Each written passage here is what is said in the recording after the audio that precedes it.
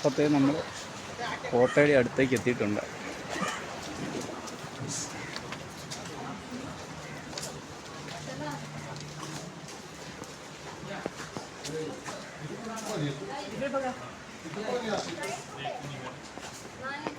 सिंधू आणि सागर दुर्गा आणि किल्ला सिंधू किल्ल्याचं नाव पडण्याचं पहिल्या शत्रू नाही लांबून जर कोट्याचा हल्ला केला तर थेट या लाकडी प्रवेशा कोट्याच्या हल्ल्यापासून हा प्रवेशा सुरक्षित. दुसरा पर्याय शत्रूने दरवाजा तोडण्यासाठी हत्तीचा वापर केला तर हत्ती सरळ रेषेमध्ये धडक मारून कुठली पण वस्तू बोलू शकतो आणि ते वळण आहे वळणावर जाऊन दरवाजा तुटणार नाही. तिसरा पर्याय जवळ येऊन लाकडाच्या ओणक्याने दरवाजा तोडण्याचा प्रयत्न केला. लाकडाचा ओणका चालणार नाही समोर दगडी बुरुजावरती अडला जाणार.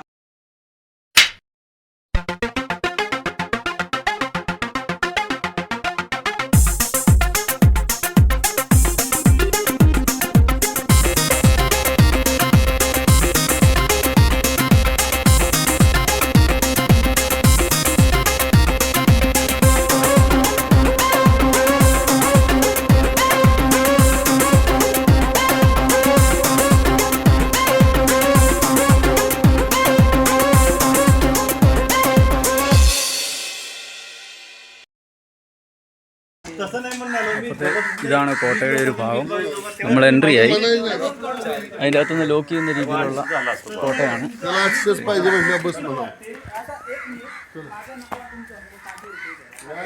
കാണുന്ന ഇതിൻ്റെ മുകളിൽ നിന്നാണ് ഈ കോട്ട ലോക്ക് ചെയ്തുകൊണ്ടിരുന്നത്. അവിടുന്ന് രണ്ട് സൈഡിൽ നിന്നും തടികൾ കയറ്റി ഇത് ലോക്ക് ചെയ്യുന്ന ഒരു സിസ്റ്റമായിരുന്നു ഇവിടെ ഉണ്ടായിരുന്നത്. അപ്പോഴത്തെ ഇതുവഴി നമുക്ക് ഇതിൻ്റെ മുകളിലേക്ക് പോകാം. അവരവിടെ ഗൈഡിന് പൈസയുടെ കേസും പറഞ്ഞ് തർക്കിച്ചുകൊണ്ടിരിക്കുകയാണ്. നമുക്ക് തർക്കിക്കാനൊന്നും നേരെയില്ല. കൊടുക്കാനുണ്ടെങ്കിൽ നമ്മൾ കൊടുത്തിട്ട് പോവുക, അത്രയേ ഉള്ളൂ. അപ്പോഴത്തെ കോട്ടയുടെ മുകൾ ഭാഗത്തേക്ക് ഞാൻ കയറുവാണ്.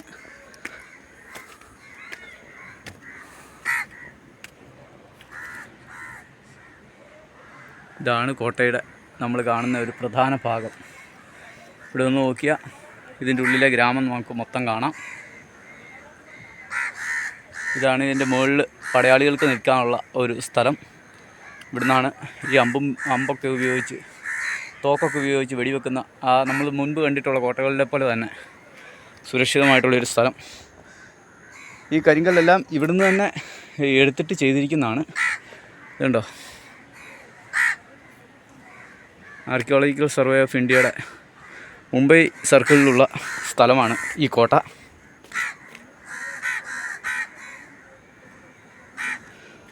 അപ്പോൾ ശരി, ഞാൻ താഴോട്ടിറങ്ങിയിട്ട് കോട്ടയുടെ ഉള്ളിലേക്ക് പോകാനുള്ള വഴി കണ്ടുപിടിക്കാമൊന്നുമില്ല. ഒരു ഗ്രാമപ്രദേശമാണ് ഇതിനുള്ളിൽ. ഏകദേശം 800 ഏക്കർ സ്ഥലത്താണ് ഈ കോട്ട സ്ഥിതി ചെയ്യുന്നത്. 1664 മുതൽ 1665 വരെയുള്ള സമയത്ത് നിർമ്മിച്ച ഒരു കോട്ടയാണ്. അപ്പോൾ ഇതിനുള്ളിലുള്ള ഗ്രാമമുണ്ട്. അപ്പോൾ ഇതുവഴി നമുക്ക് ആ കോട്ടയുടെ മുകളിലേക്ക് കയറാൻ പറ്റും. അത് മുഴുവൻ കാട് പിടിച്ച് കിടക്കുകയാണ്. ഇനിയിപ്പോൾ നമ്മൾ ഉള്ളിലോട്ട് പോവുകയാണ്. ഇതുവഴി നേരെ നടന്നു പോയാൽ ഉള്ളിലോട്ടെത്താം. ഇവിടെ കടകളുടെയൊക്കെ അവർ മെയിൻ്റെനൻസ് ചെയ്തുകൊണ്ടിരിക്കുകയാണ്. കാരണം മഴക്കാലമായിരുന്നുകൊണ്ട് ഇതെല്ലാം ആകെ ബുദ്ധിമുട്ടിലായിരുന്നു. ഇനിയിപ്പോൾ ഇവർക്ക് ഗസ്റ്റ് വരുന്നതുകൊണ്ട് കച്ചവടത്തിൻ്റെ സാധ്യതകൾ കൂടുതലുണ്ടാവുകയാണ്. അപ്പോൾ എല്ലാവരും കെട്ടൊക്കെ അഴിച്ച് ക്ലീൻ ചെയ്തുകൊണ്ടിരിക്കുന്ന അവസരമാണ്.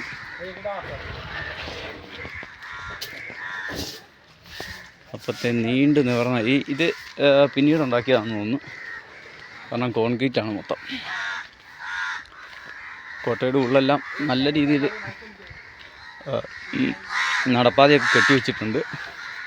പിന്നെ ആർക്കിയോളജിക്കൽ ഡിപ്പാർട്ട്മെൻറ്റ് ഏറ്റെടുത്തതിന് ശേഷമായിരിക്കും ഈ ഭാഗങ്ങളൊക്കെ ക്ലിയർ ചെയ്തിരിക്കുന്നത്. മുസ്ലിം രാജവംശമല്ലാതെ ഒരു ഹിന്ദു രാജവംശത്തിൽ നിർമ്മിക്കുന്ന ഒരു വലിയ കോട്ട തന്നെയാണിത്. ശിവരാജേശ്വർ ദേവസ്ഥാൻ, അതാണ് നമ്മൾ കയറി വരുമ്പോൾ കാണുന്നത്. കുഞ്ഞിപ്പൂച്ചയൊക്കെ കറങ്ങി നടക്കുന്നുണ്ടോ. ഇതാണ് ഇതിനുള്ളിലെ शिवराजेश्वर टेम्पल।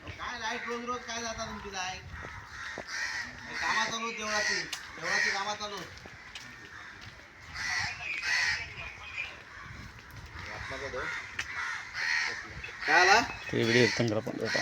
ഹലോ വാറൊക്കെ ആട്ടി കാണിക്കുന്നുണ്ട്. ഇതൊന്നും തരാനില്ല.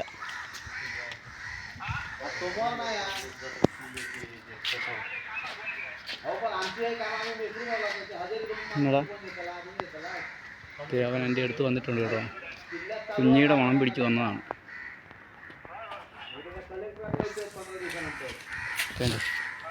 എൻ്റെ അടുത്ത് വാല് കട്ടി നിൽക്കുകയാണ്.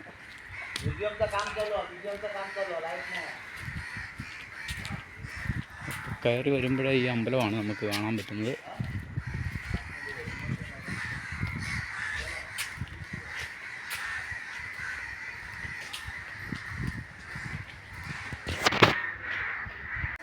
ഇതിനുള്ളിലെ ഗ്രാമങ്ങളാണ് കേട്ടോ.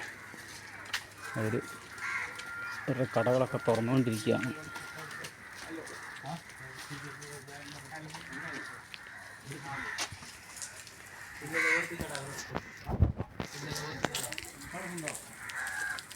ഇതൊക്കെ ഇവിടുത്തെ വീടുകളാണ്.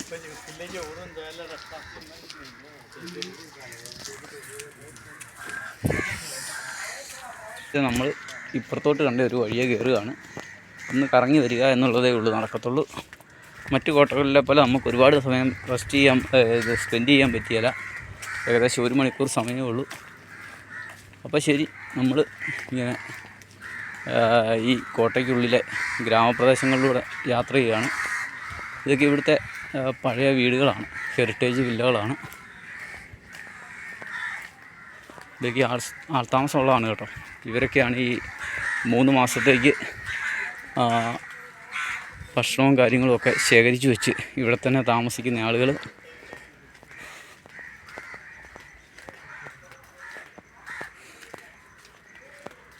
അപ്പോഴത്തെ നമ്മൾ മുമ്പോട്ട് നടക്കുകയാണ്. ഇത് ചെറിയ വീടുകളും ഷോപ്പുകളും ഒക്കെയാണ്.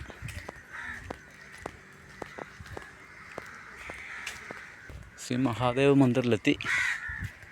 ഇതൊരു ഭൂമിക്കടിയിലേക്കുള്ള ഒരു ക്ഷേത്രമാണെന്ന് തോന്നുന്നു. അതെ, മഹാദേവ മന്ദിർ, അതായത് ശിവമന്ദിറാണ്.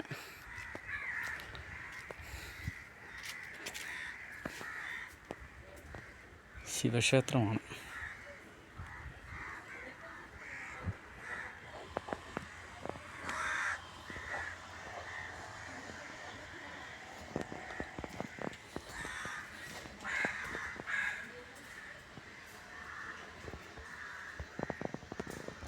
ഇവിടെ നിന്നാണ് വെള്ളം കോരിയെടുക്കുന്നത്. ശുദ്ധജലമാണ് കേട്ടോ. ഇവിടെ നിന്നാണ് വെള്ളം കോരിയെടുത്ത് പൂജയ്ക്കുള്ള ആവശ്യങ്ങൾ നടത്തുന്നത്. അവിടെ നിന്നൊക്കെ വെള്ളം ഒഴുകി വീണിട്ടുണ്ട്. കാറ്റടിച്ച് വെള്ളം വീണതാണ്. അപ്പോൾ ശരി, ശിവമന്ദിറിൽ നിന്ന് നമ്മൾ വെളിയിലൊക്കെ ഇറങ്ങി ഇനി മുമ്പോട്ട് പോവുകയാണ്.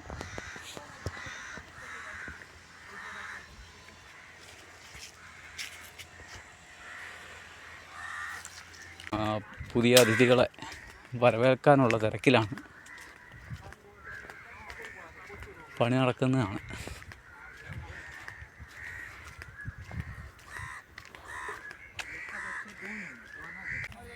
കോട്ടയുടെ ഭാഗത്തെ നമുക്കവിടെ കാണാം.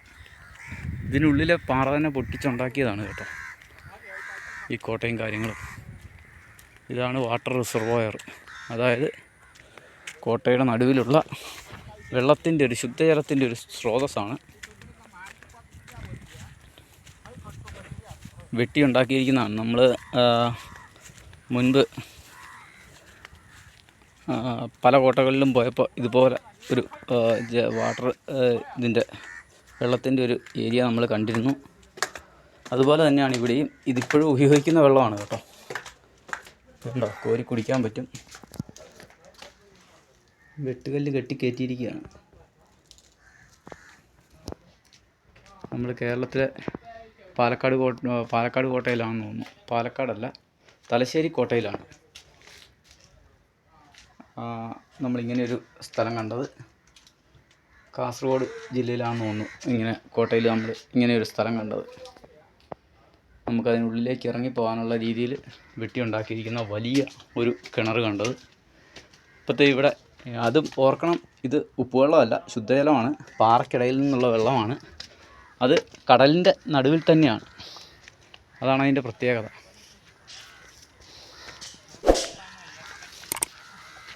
അപ്പോഴത്തേ നമ്മൾ ഇതിലേ പോയി അതിലേ പോയി ഇതിലേ പോയി ഇങ്ങനെ പോകാം. കാടിനുള്ളിലൂടെയൊക്കെ പോയി നമുക്ക് കയറാമെന്ന് നോക്കാം. നമുക്ക് വാച്ച് ടവറിൻ്റെ മുകളിലേക്ക് പോയി നോക്കാം.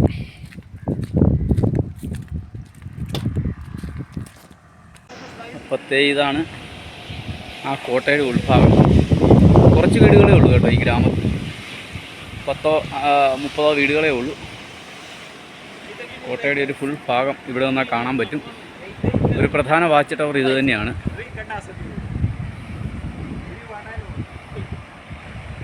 1664 മുതൽ 65 വരെ വർഷത്തിൽ ഏകദേശം 5000 പേര് പണിയെടുത്ത ഒരു കോട്ടയാണിത്.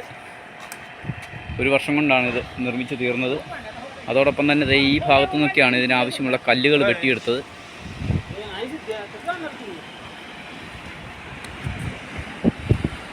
അപ്പോൾ ഈ വാച്ച് ടവറിൽ നിന്നാലാണ് മൊത്തത്തിൽ ഇതിൻ്റെ ഒരു വിഷൻ കിട്ടുക.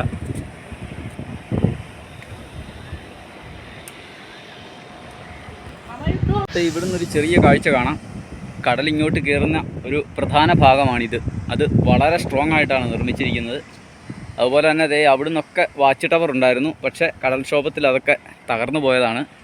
ആ കാണുന്ന വാച്ച് ടവറുകളൊക്കെ പലയിടത്തും തോക്കുകളും പീരങ്കികളും ഒക്കെ വെക്കാനുള്ള സൗകര്യത്തോടു കൂടിയ വാച്ച് ടവറുകളാണത്. അത്രയും ഭാഗമാണ് കടലിൽ നിന്നും നമുക്ക് നല്ല ദൂരത്തിൽ കാണാൻ പറ്റുന്ന സ്ഥലം. ശത്രു കയറി വന്നാൽ കാണാൻ പറ്റുന്ന സ്ഥലങ്ങളാണ്. അങ്ങ് അകലെ ബോട്ടൊക്കെ കിടക്കുന്നത് നമുക്ക് കാണാൻ പറ്റും. അപ്പോൾ വളരെ തന്ത്രപ്രധാനമായ ഒരു കോട്ടയായിരുന്നു ഇത്. സിന്ധുദുർഗ് ഫോർട്ട്. അപ്പോൾ സിന്ധുദുർഗ് ഒരു ഡിസ്ട്രിക്റ്റ് ആയിട്ടാണ് ഇപ്പോൾ അറിയപ്പെടുന്നത്. ഇത് സിമെൻ്റ് ഇട്ടിരിക്കുന്ന അകത്ത് മാത്രമാണ് കേട്ടോ. ഇതൊക്കെ ചുമ്മാ കല്ല് അടുക്കി കയറ്റിയിരിക്കുന്നതേ ഉള്ളൂ. ഇത് കണ്ടോ, തൊട്ട് താഴെയാണ് തരയടിക്കുന്നത്. ഇത് അടിച്ച് കയറി ഇനി മുകളിലെത്തും. ഓ, ആ കാലത്ത് ഇതൊക്കെ നിർമ്മിച്ചവരെ സമ്മതിക്കണം. ആഹാ, അടിപൊളി. ഇത്ര വന്ന് അടിച്ച് കയറുന്നുണ്ടോ? ഈ കോർണറിലോട്ട് അടിച്ച് കയറുക. നല്ല കാറ്റത്തൊക്കെ ഇവിടെ നിൽക്കാൻ പോലും പറ്റിയല്ലോ കേട്ടോ. അതുപോലത്തെ ഒരു സെറ്റപ്പാണ് ഇവിടെ.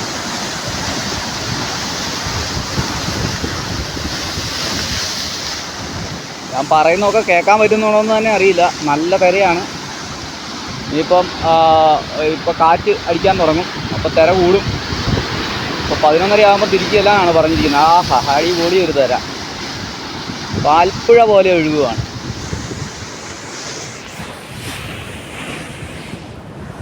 അപ്പോഴത്തേ നമ്മൾ ഈ തിരയടിക്കുന്നതിൻ്റെ തൊട്ടടുത്ത് നിൽക്കുകയാണ്. തൊട്ട് താഴെയാണ് തിരയടിക്കുന്നത്. എൻ്റെ അടിപൊളി കാഴ്ചയില്ല. വാ, അവിടെ ഒരു തിരയടിച്ച് നല്ല അടിപൊളിയായിട്ട് കയറുന്നുണ്ട്. അപ്പോൾ അങ്ങോട്ടൊന്ന് പോയി നോക്കാം. തിരയടിച്ച വെള്ളമായി കിടക്കുന്ന കേട്ടോ, അല്ലാതെ മഴ പെയ്ത വെള്ളമല്ല.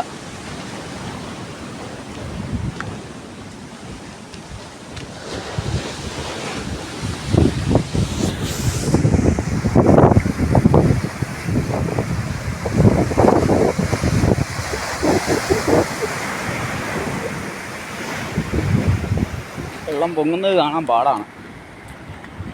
അപ്പോൾ ഇതിൻ്റെ അറ്റത്തൊന്ന് പോയി നിന്ന് നോക്കാം. ഇതിൻ്റെ ഇവിടെയൊക്കെ വെള്ളം അടിച്ച് കയറിയതാണ്. വലിയൊരു തിര വരുന്നുണ്ട്. നോക്കട്ടെ, കയറി വരുമോ എന്ന് നോക്കട്ടെ. ഇല്ല.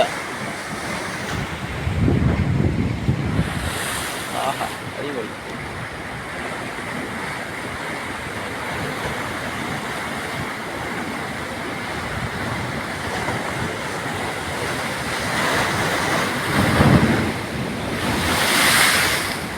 സൂപ്പറല്ലേ?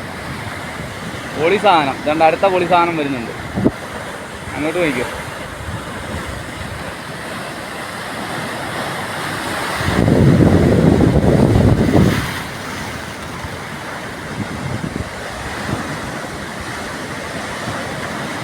ഒരു വലിയ തിര വരുന്നുണ്ട്. അപ്പോൾ എന്താ സംഭവിക്കാന്ന് നോക്കട്ടെ. അടിപൊളി സാധനം. വലിയ തിരയായിരുന്നു, പക്ഷേ പവറില്ലായിരുന്നു. എൻ്റെ അടുത്തത് കയറി വരുന്നുണ്ട്. അവനെങ്ങനെയുണ്ടെന്ന് നോക്കട്ടെ. അതും തിരിഞ്ഞു പോകുമ്പോഴത്തേനും പവർ കുറഞ്ഞു.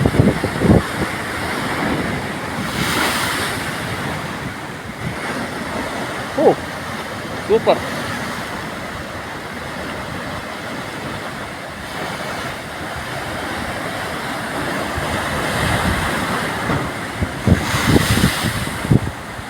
അപ്പോൾ പാൽപ്പുഴ ഒഴുകുന്ന തിരമാലകൾക്കിടയിൽ നിന്നും നമ്മൾ പതിയെ താഴോട്ടിറങ്ങുകയാണ്. കടലിങ്ങനെ കയറി ഇങ്ങനെ വന്നുകൊണ്ടിരിക്കുകയാണ്. അപ്പം നമുക്കുള്ള ബോട്ട് ദേ വന്ന് കിടപ്പുണ്ട് കേട്ടോ. ഇവിടെ കിടപ്പുണ്ട്. അവർ പോയിട്ടില്ല.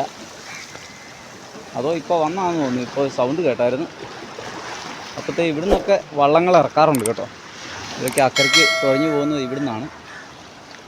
ഇവിടെ ബോട്ട് കെട്ടാനുള്ള സ്ഥലമൊക്കെ ഉണ്ട്.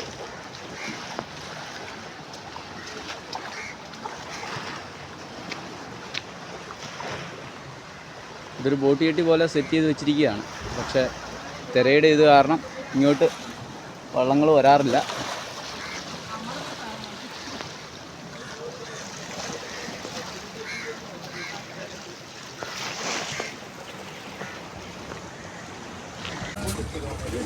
അപ്പം നമ്മൾ കോട്ടയിൽ നിന്ന് തിരിച്ചു പോവുകയാണ്. ഏകദേശം 1 മണിക്കൂറാണ് നമുക്ക് ഇതിൻ്റെ ഉള്ളിൽ നടക്കാൻ പറ്റിയത്.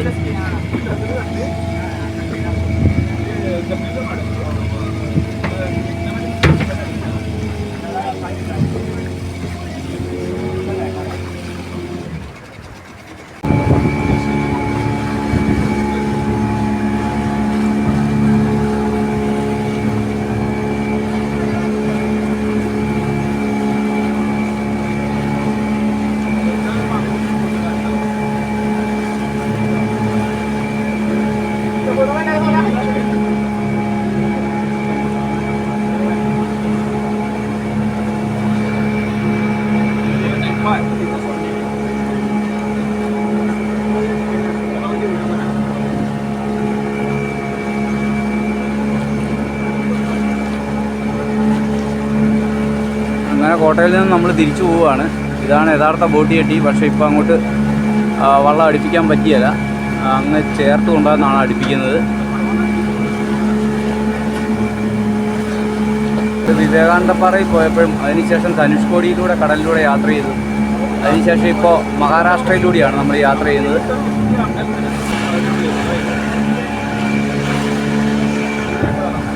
ഇപ്പോൾ വേവ്സ് ഉള്ള ഭാഗത്തോട്ട് നമ്മൾ വന്നു.